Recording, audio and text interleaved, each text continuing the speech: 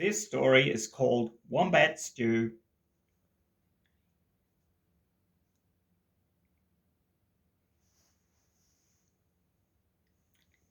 One day, on the banks of a billabong, a very clever dingo caught a wombat and decided to make wombat stew. Wombat stew, gooey, brewy, yummy, chewy, wombat stew.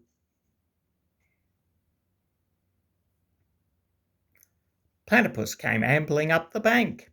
"Good day, Dingo," he said, snapping his bill. "What is all that water for?" "I'm brewing up a gooey, chewy stew with that fat wombat," replied Dingo with a toothy grin. "If you ask me," said Platypus, "the best thing for a gooey stewy is mud. Big blops of billabong mud." "Blops of mud?" Dingo laughed. "What a good idea! Righto, in they go." So Platypus scooped up big blops of mud with his tail and tipped them into the billy can. Around the bubbling billy, Dingo danced and sang, wombat stew, gooey, brewy, yummy, chewy, wombat stew."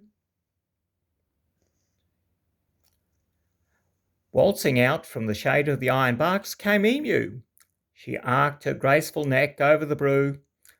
"Oh, oh, Dingo," she fluttered. "What have we here?" "Gooey, chewy wombat stew," boasted Dingo. "If only you were a bit more chewy," she sighed. "But don't worry, a few feathers will set it right."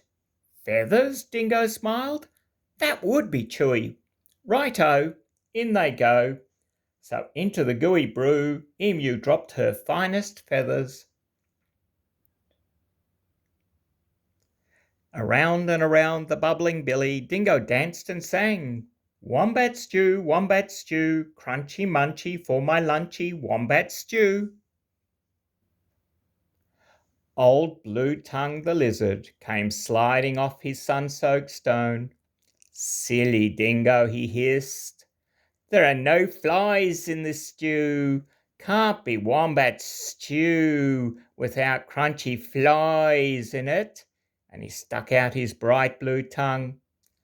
"There's a lot to be said for flies," agreed Dingo, rubbing his paws together. "Righto, in they go." So Lizard snapped 100 flies from the air in his long tongue and flipped them into the gooey, chewy stew. Around and around and around the bubbling billy Dingo danced and sang, wombat stew, crunchy munchy for my lunchy, wombat stew." Up through the red dust popped Echidna. "Wait a bit, not so fast," he bristled, shaking his red dust from his quills. "Now I've been listening to all this advice, and take it from me, for a munchy stew, you need slugs and bugs and creepy crawlies." Dingo wagged his tail. "Why, I should have thought of that. Righto, in they go." So Echidna dug up all sorts of creepy crawlies and dropped them into the gooey, chewy, crunchy stew. The very clever Dingo stirred and stirred, all the while singing, wombat stew, hot and spicy, oh so nicey, wombat stew."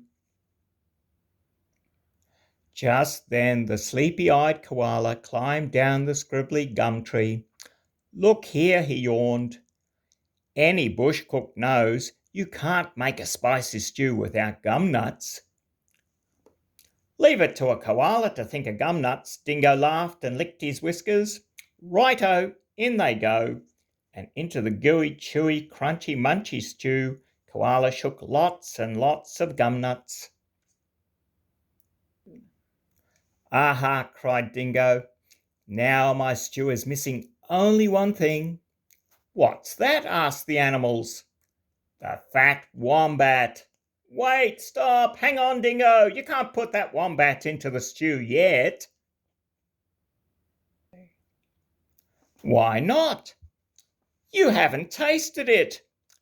Righto, I'll taste it. And that very clever dingo bent over the billy and took a great big slurp of stew. Ah! I'm poisoned, he yelled. You've all tricked me. And he dashed away deep into the bush, never again to sing, Wombat stew, gooey, brewy, yummy, chewy, wombat stew. And that's a very happy wombat.